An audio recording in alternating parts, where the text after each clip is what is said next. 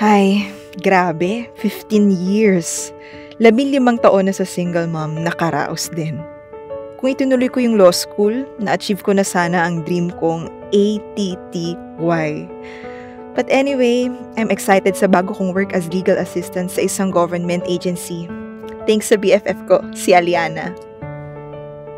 Migs, anak, alam ko birthday mo at buti nagpunta ang barkada mo. Pero pwede mo ba kaming tulungang mag-clean up dito? Sige na, anak. Okay po. Bait naman ni Migs, ano? Masanurin talaga. Nako, hindi lagi. Pero madalas, good boy yan. Teka, marapit na rin ang birthday mo, Mylene. Same birth month, 2 weeks apart. Oo nga pero siguro ganun talaga kapag tumatanda. Parang hindi mo na masyadong sineselebrate.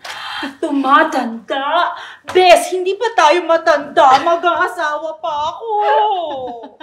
Ay, gusto ko naman talaga mag-celebrate. Pero kasi parang hirap lang ngayon kasi ang daming gastusin. Hindi naman kailangan ng budget para i-celebrate ang birthday ng best friend ko. Yan naman ang gusto ko sa'yo Sige na. Oo, itong cake. Oo, gusto ko din yan, pero ito talaga. Sige. Happy birthday, Migs. Ayan. Uwi mo na yan lahat.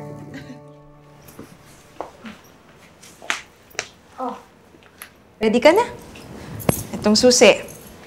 Uwi diretso, ha? Kayo rin po ha. Ano, inoorasan mo na ako? Hindi naman ma. Pero anong oras po kayo Siguro same lang, mga 6.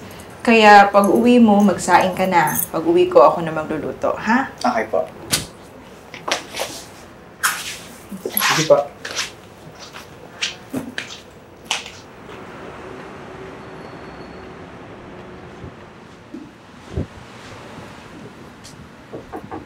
Sir, pinatawag niyo raw po ako. Mylene. Tuloy ka.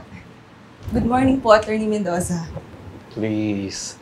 Just call me Attorney Jake o Boss Jake. Yan ang tawag nila dito sa akin. Okay po, Attorney. Sit down. So, how do you find your work here so far? Okay naman po, sir. Tinutulungan po ako ni Aliana para makabisa ko rin po yung mga files. Mabuti. Actually, the reason why I wanted to see you is because merong bagong project ang office natin. I'll meet with the staff soon. Baka mabigyan kita ng opportunity to take a leading role for the project. Wow! Ganun po ba, sir? Thank you po. Good. Anyway, may bagong bukas na Korean resto dyan sa malapit. Why don't you join me for lunch, huh? My treat. Ay, okay lang po, sir. May baon po ako. Thank you na lang po. Ha? Hindi ka kumakain ng Korean? Anong pinakain mo? Lutong bahay lang ako, sir. Salamat na lang po. Okay, sige. Maybe next time. Sige, Mylene. Yun lang.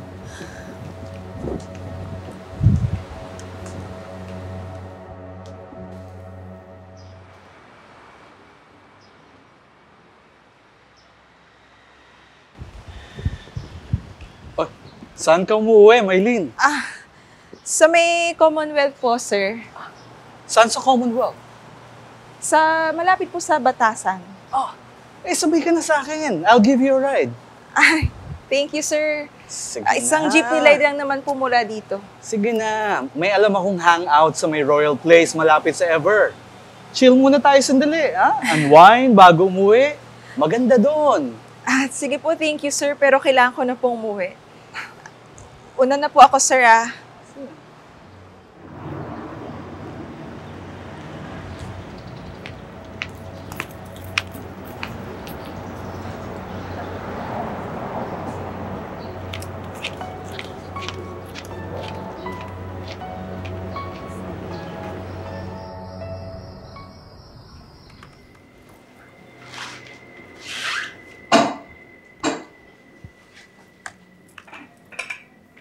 Migs? Okay ka lang, anak?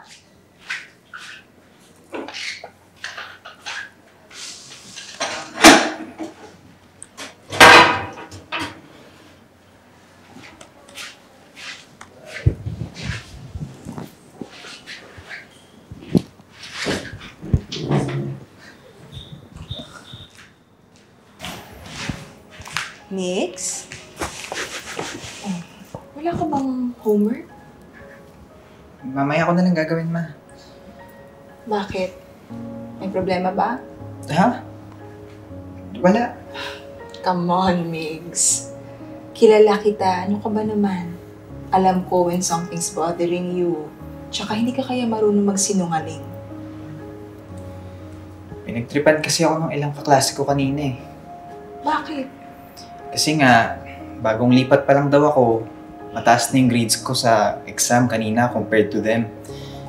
Sip-sip daw ako sa moderator. Naku, hindi ka naman pwedeng maging sensitive sa mga ganyan, anak. Biruan lang yun. Nakakainis kasi yung isa dun eh. Si Boggs, yung basketball player. Ingit lang yun sa'yo. Huwag mo nang pansinin.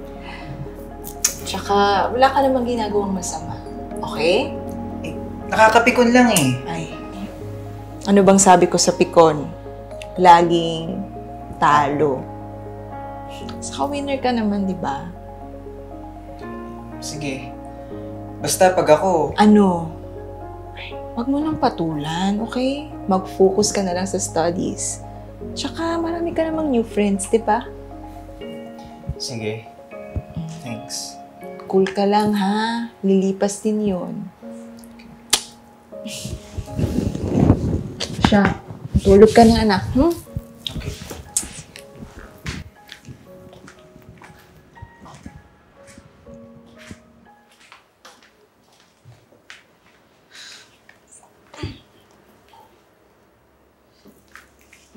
Hello, Bes? Type ka ni Boss Jake, no? Ano ba, Bes? Wala yun. Sobra ka. I've seen how he looks at you. Niyaya ka lumabas? Wala yun. Friendly lang yun. Mahilig sa girl si Boss Jake. Di ba may asawa't anak na yun? Yup, 3 kids. Pero type ka pa rin nun. Tama ka na nga dyan, Bes. Hindi ko na nga lang ilalagyan ng mali siya. Wala yun. Oo. O sige. Bye-bye.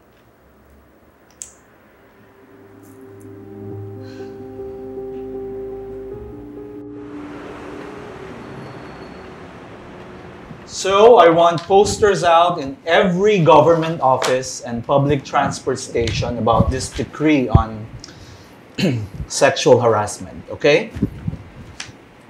Bawal sutsot, walang lusot. Nice. Actually, sir, nakausap po ng printing office. Kaya doon po nila yung deadline at yung volume. That's good, Homer. I will personally oversee this matter. But I will need an assistant. That's it for now. Back to work, guys. Thank you, sir. Maylene, sandali lang. Let's talk. Take a seat. Okay po, sir.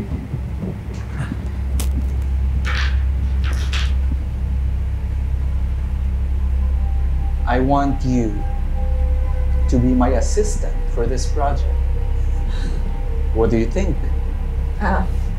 Thank you po, sir. Pero I think si Homer, mas okay po siya maging assistant since kabisado niya na po yung mga ganitong information campaign. Di ba? Aanhin ko yung baklang yon. Po? I want you, Maylene.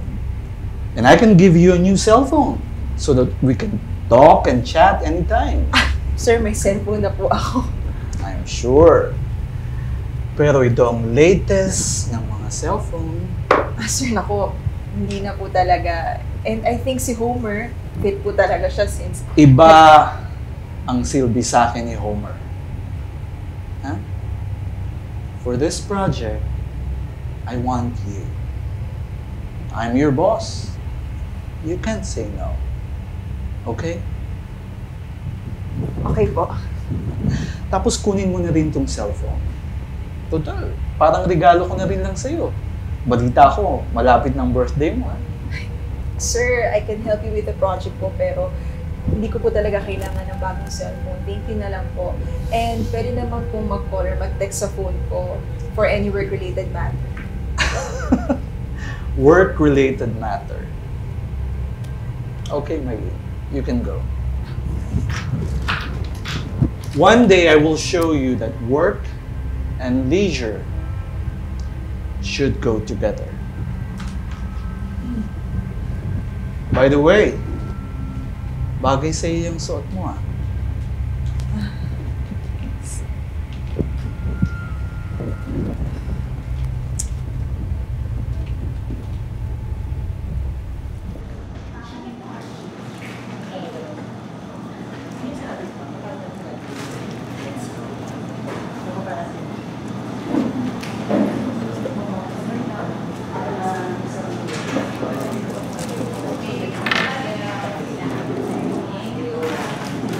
Ayaw mo pa kasi maniwala eh.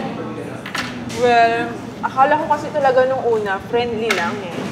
Pero nung tinanong niya na kung gusto niya ako maging assistant, alam mo, iba na yung pakiramdam ko. Tapos, nung inalok pa ako ng cellphone, naku, hindi na talaga ako mapalagay nun. Sayang yung cellphone. Sana sa akin na lang inalok. Sira ka talaga, no? Joke lang, no? So, paano yan, Bes? Birthday mo na next week. Huwag ka namang maingay. Naku, pati yan alam na niya. Nag-research. Anyway, change topic. Manlilibre ka ba? Sagot gulaman. Turon. Ang cheap mo naman. Eh, ano bang gusto mo? Magpa-cater ako. Ganon. Hindi, alam mo, gusto ko naman talagang ilibre kayo eh. Eh, kaso nga, alam mo na, andyan na si Judith. Judith? Sino si Judith? Si Judith, hindi mo kilala? Judith ng mga bayarin. Judith. Judith? Judith ng mga bayarin. Akala ko titigilan na ako ni Attorney Jake. Napag-usapan naman ang project sa opisina. Hindi ko akalaing may mas malala pang mangyayari.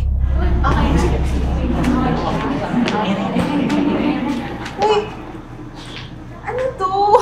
Pa-birthday namin sa'yo! Salamat pero sino nag-organize? Siyempre ako. Ito naman. Salamat, Homer. Thank you. Ay, napagutusan lang ako ni boss. Dali Dali. Happy birthday to you. Happy birthday to you.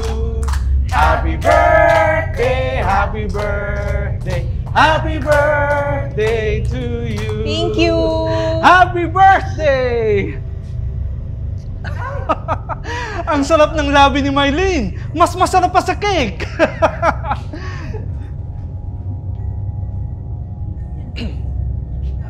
Sige, sir.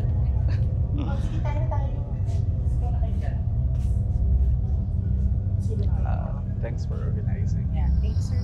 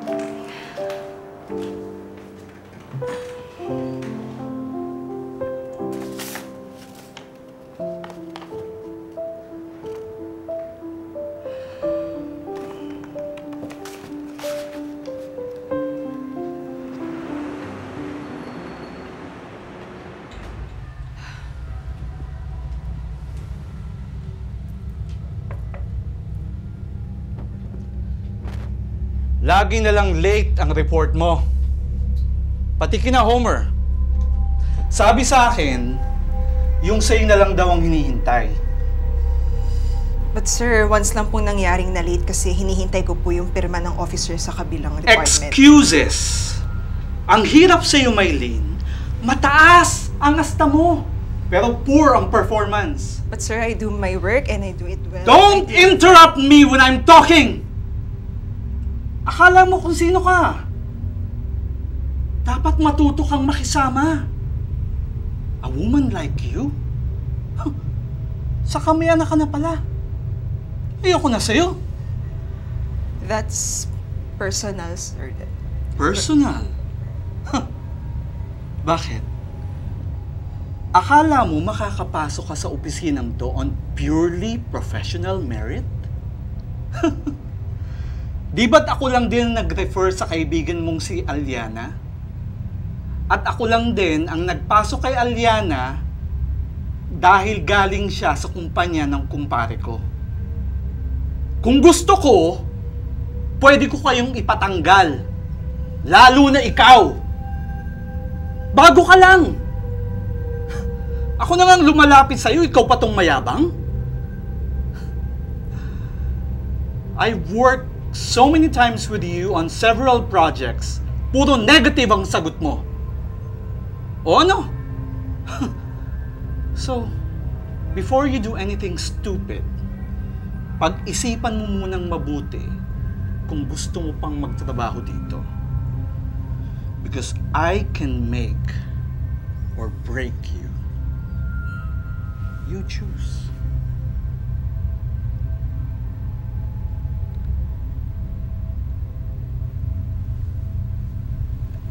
Hindi mo naman kailangang mahirapan eh.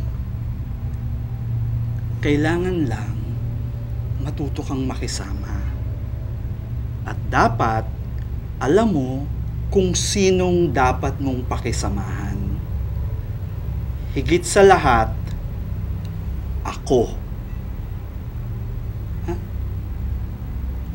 You can go now.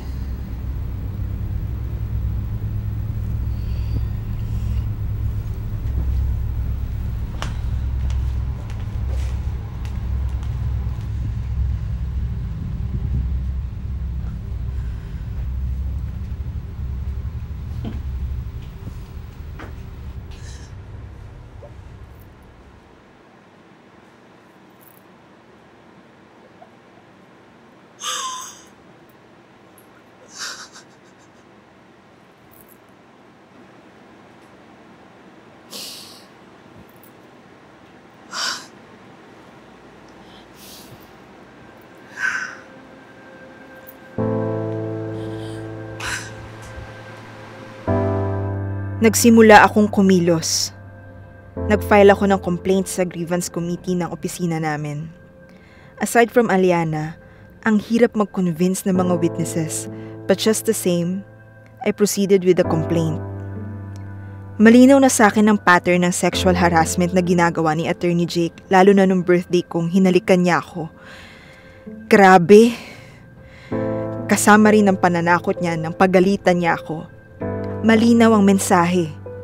Dapat umayon ako sa gusto niyang mangyari dahil kung hindi, baka mawalan ako ng trabaho. Pagkalipas ng 1 buwan, wala pa ring nangyari.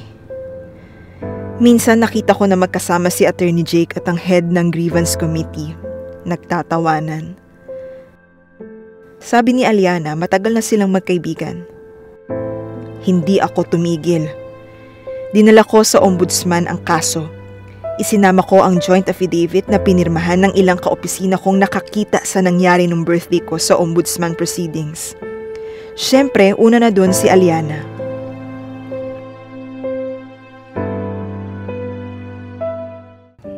Sobrang saya ko nung lumabas ang verdict ng ombudsman sa kaso. Guilty of grave misconduct. Penalty, dismissal. Sabi ko sa sarili ko, may hustisya. Pero, agad din nag-file si Attorney Jake ng motion for reconsideration. Laking gulat ko na modify ang desisyon ng ombudsman. Naging simple misconduct na lang. Penalty, 1 month suspension. Grabe ang galit at frustration ko. Sobrang stressed ako pagpasok sa opisina. Iniisip ko na lang si Mix. Nung time na yon, hindi ako makatulog kahit pagod na. Hindi ko alam ang gagawin ko. Parang gusto ko pa rin ipaglaban ang kaso na hindi yun simple misconduct. Ayon na rin sa nakasulat sa batas.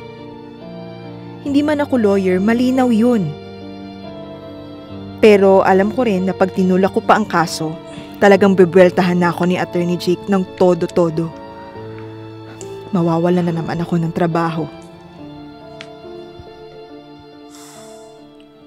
Ma, are you okay? Oo, anak. You don't look okay eh. No, anak. Ay, pagod lang sa work. Salamat sa concern mo, anak, ha? Ikaw talagang kakampi ko. May good news po ako para sa inyo. Good news, ano yan? Remember si Bogs? Yung nabubuli sa akin sa school? Tangkad. Yung basketball player. Oo, ano nangyari? He tried to bully me again. Doon mismo sa covered courts. Kasi, nagkayaan kami ilang friends. Ano nangyari? Yun. Dumating si Bogs. May dalang bola. Gusto niya mag-shooting. Gusto niya kaming paalisin.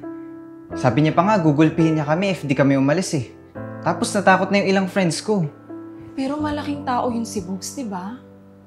Opo, pero inisip ko na bahala na. So kinakabahan po ako, pero ayoko umatras. Tinaas ko na nga yung mga kamao ko eh, tapos handa na ako makipagsuntukan. Bigla ba namang sumali yung mga friends ko? Pati yung mga dating binuli ni Bogs sumali. Tapos, pinaligiran namin siya, and then ayun, umurong na si Bogs. Tinaas niya pa yung mga kamay niya. Tapos ayun, umalis na si Bogs sa court. Wow. Galing naman ng anak ko. You stood up to the bully. Ang tapang mo naman. Well, hindi lang ako, ma. Kami. Pero sa'yo nagsimula. Kung hindi ka tumayo, hindi rin sila tatayo. You're my hero. Mabuti masaya ka na. I have to go finish my homework. Sige na, anak. Okay.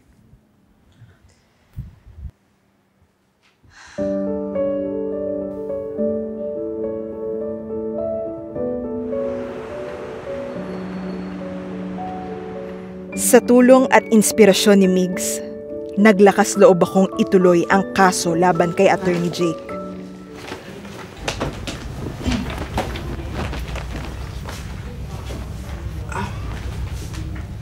Excuse me lang po, sir. Dadaan lang po.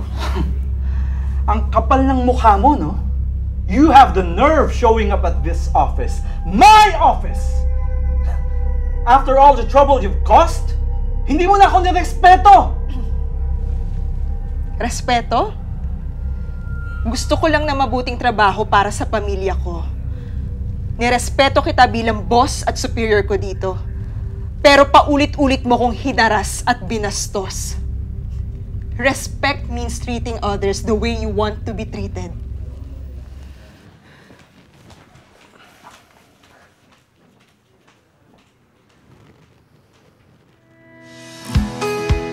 Antayan mo dyan! Ako! Bes! Ay! Ayan na ako!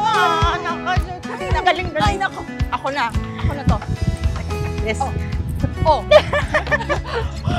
Ay! Naku! Teka nga! Ay! Ayoko na! Pagod na ako, Migs! Good job, anak, ha? Sige, merienda muna tayo. Ay, ang galing talaga mag-basketball pa lang ito si Migs, ano? Sinabi mo. Pagod ako, bes! Nga! Ay. O, kumain muna tayo. Oh, one for you, one for you. me. Tama yung ginawa mo. Hindi naman ito tungkol lang sa karapatan mo eh. Pero tungkol sa karapatan ng lahat ng mga babae. Oo, hindi rin yun kaya ng isang tao. Dahil dyan, Cheers!